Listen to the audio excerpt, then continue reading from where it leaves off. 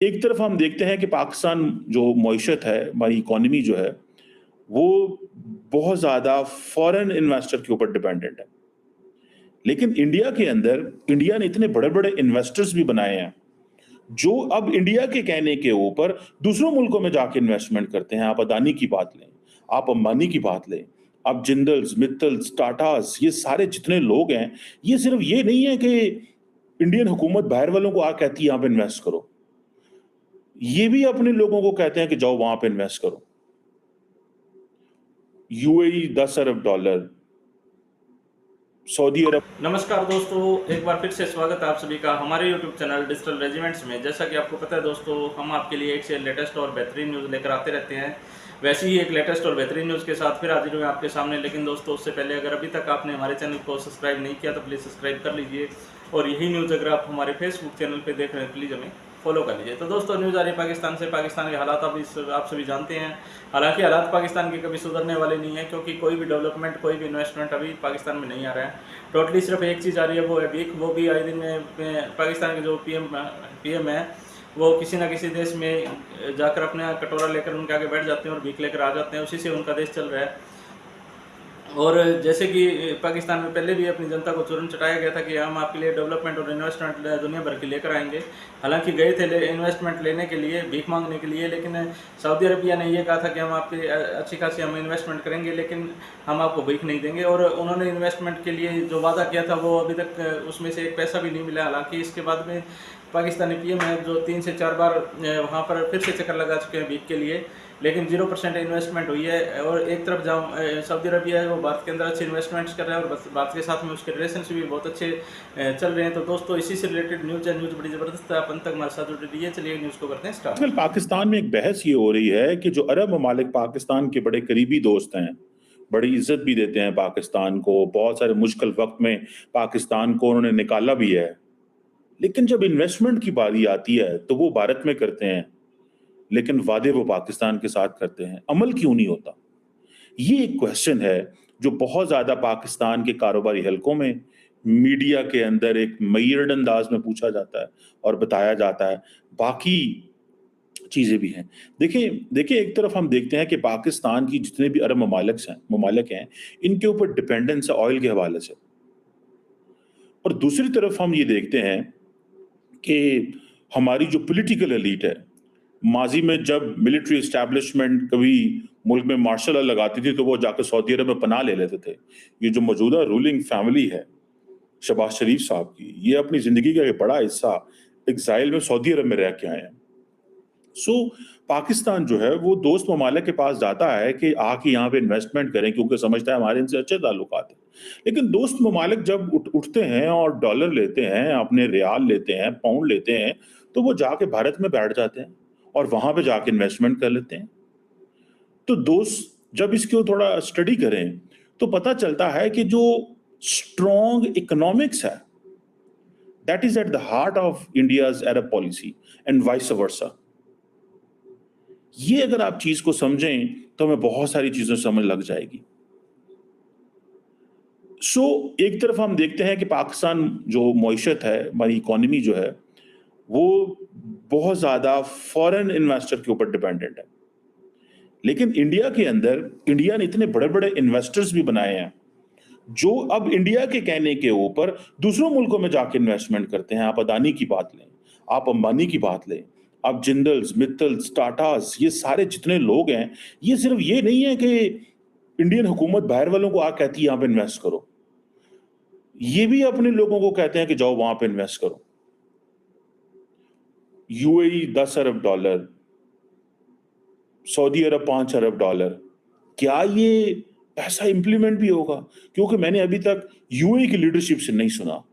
पाकिस्तान में ये आजकल बड़े तेजी से सवाल पूछा जा रहा है कि पैसा तो इंडिया में जाता है, इन्वेस्टमेंट वो वहां पे करते हैं और हमें कहते हैं आप हमारे भाई हो। ये जो सवाल है, इसकी जाहिर बात है, इसकी भी एक जवाब तो इसका है।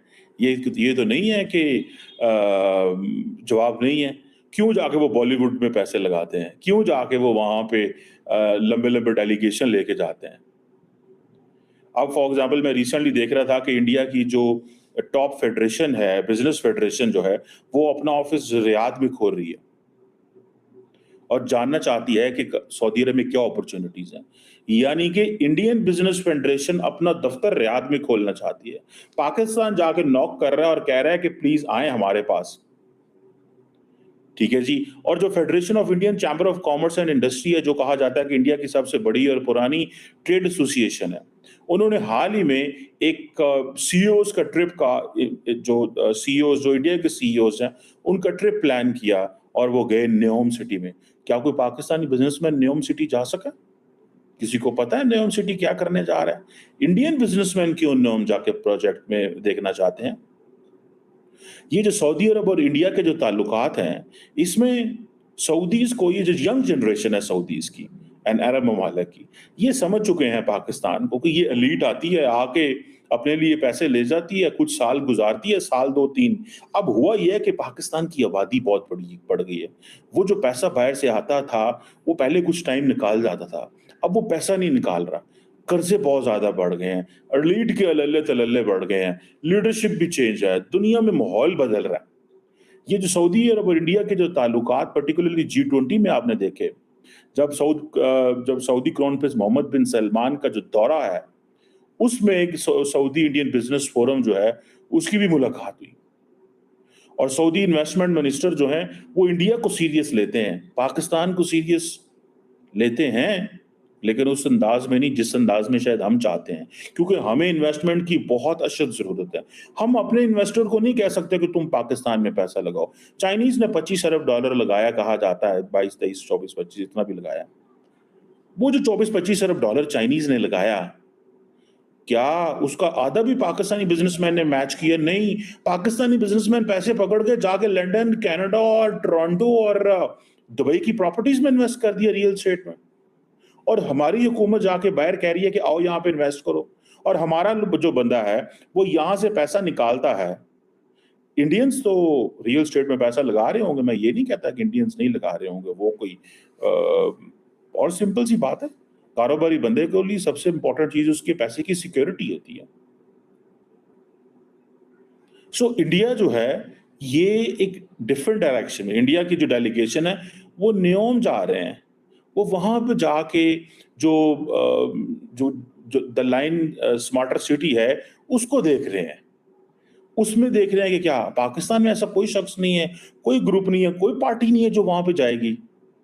जो न्योम प्रोजेक्ट है वो $1 ट्रिलियन प्रोजेक्ट कहा जा रहा है। एक जिसे कहते हैं ना, कहीं उसको दहाइयां लग सकती हैं। इंडियन कंपनीज जो है उनको इनवाइट किया जा रहा है। सो इस चीज में देखें कि ये है वो माइंडसेट कि पाकिस्तानी बिजनेसमैन पैसे को दबा के बैठा हुआ है। उसने पैसे को रियल एस्टेट में पार्क कर दिया हुआ है। उसने पैसे को यहाँ बाहर बेच दिया या रियल एस्टेट में पार्क कर दिया, वो पैसे को घुमाता नहीं है। ठीक है, इंडियंस ने क्योंकि मैन्युफैक्चरिंग पे फोकस किया, वो अपने आप को वो उस काम में लगे हुए हैं, असी देख रहे हैं। सो इंडिया और जो अरब ममालिक के जो ताल्लुकात हैं, उसमें the most important thing is economics. So अरब जो ममालिक हैं, उनकी जो पुराने लोग थे, वो इंडिया को एक और लेंस से देखते थे। मोदी ने वो लेंस बदल दिया। मोदी बहुत रेगुलर मिडल ईस्ट गया है। इसीलिए डॉक्टर जयशंकर कल एक खिताब में बात कर रहे थे, जब वो जापान में किसी डिस्कशन में थे, और वो कह रहे थे कि इंडिया मिडल ईस्ट में अपना इन्फ्लुएंस बढ़ा रहा है। भाई वो मिडल ईस्ट जिसने इंडिया को पूरी जिंदगी मजहबी लेंस से देखा, हिंदू मुस्लिम में देखा, क्योंकि हमारा भी कमाल था बहुत ज्यादा उसमें, हम भी उसमें बड़ी बात कर चुके थे। वो इंडिया जिसको मजहबी लेंस से देखा, आज वो इंडिया जो है वो बड़ा इंपॉर्टेंट होता जा रहा है। इंडिया ने कोई फलस्तीन के ऊपर अपनी पोजीशन नहीं बदली, कोई इजराइल के ऊपर अपनी पोजीशन नहीं बदली, बल्कि इजराइल से मजीद ताल्लुकात अच्छे किए हैं। बल्कि 2018 में मोदी साहब तो रमला भी चले गए थे महमूद अब्बास से मिलने, और उस वक्त उन्होंने कोई $40-50 मिलियन की बात भी की कि हम आपको देंगे and all that. So question ये है कि दुनिया मोदी को वेलकम कर रही है, अरब वर्ल्ड वेलकम कर रही है। ये सिर्फ और सिर्फ इकोनॉमिक टाइज हैं। हमने बड़ी कोशिश की, लेकिन सऊदीज़ और जो अरब्स हैं, not just Saudis, all Arabs they move towards India. क्यों? कि वो जो पाकिस्तानी डियास्पोरा जाता था मिडल ईस्ट में, वो इतना एजुकेटेड भी नहीं रहा।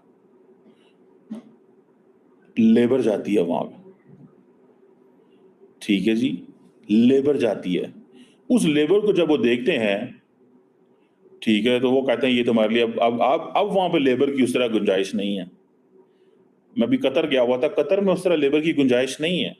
कतर की बिल्डिंग्स खाली पड़ी हुई हैं। जो लोग कतर में हैं, they watching some of them, they will tell me कि कतर की बिल्डिंग्स खाली पड़ी हैं। उनको कोई बंदा, लेकिन वो अपनी रियल एस्टेट की कीमतें नीचे नहीं आने दे रहे।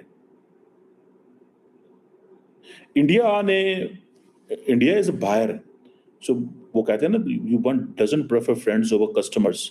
हम फ्रेंड हैं, इंडिया कस्टमर है। चीन के मामले में भी यही भी हुआ। तो देखा दोस्तों आपने पाकिस्तान की बौखलाहट, हालांकि जायज़ है क्योंकि पाकिस्तान ने जिस भीख की उम्मीद की थी वो मिली नहीं, और पाकिस्तान ने पहले तो कैश के पैसे के लिए बोला था, लेकिन सऊदी अरबिया ने मना कर दिया था और ये कहा था कि हम आपके यहाँ इन्वेस्टमेंट करेंगे और डेवलपमेंट करेंगे। हालांकि उसको 1 से 1.5 महीना बीत भी गया उस चीज़ को, लेकिन अभी तक एक भी पैसा पाकिस्तान को नहीं मिला है और डेवलपमेंट जीरो है। हालांकि उसके बाद भी कई बार कटोरा लेकर पाकिस्तान सऊदी अरबिया के पास जा चुका है, लेकिन रिजल्ट अब तक जीरो ही रहा है। और उधर एक तरफ पाकिस्तान ये भी बौखलाहट दिन प्रतिदिन बढ़ती जा रही कि सऊदी अरबिया इंडिया के साथ में संबंध और भी मजबूत करता जा रहा है और डेवलपमेंट है जो सारी की सारी इंडिया के अंदर चलती रही है। तो दोस्तों न्यूज़ आपको कैसी लगी हमें कमेंट करके ज़रूर बताइएगा। जल्दी हाजिर होते हैं एक नई न्यूज़ के साथ में, तब तक के लिए जय हिंद, जय भारत, वंदे मातरम।